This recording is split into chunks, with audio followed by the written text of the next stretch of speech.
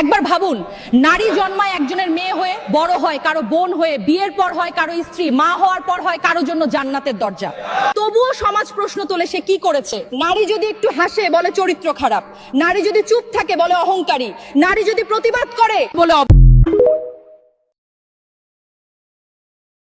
একবার ভাবুন, নারী জন্মায় একজনের মেয়ে হয়ে, বড় হয় কারো বোন হয়ে, বিয়ের পর হয় কারো স্ত্রী, মা হওয়ার পর হয় কারো জন্য জান্নাতের দরজা। তবুও সমাজ প্রশ্ন তোলে সে কি করেছে। নারী যদি একটু হাসে বলে চরিত্র খারাপ, নারী যদি চুপ থাকে বলে অহংকারী, নারী যদি প্রতিবাদ করে বলে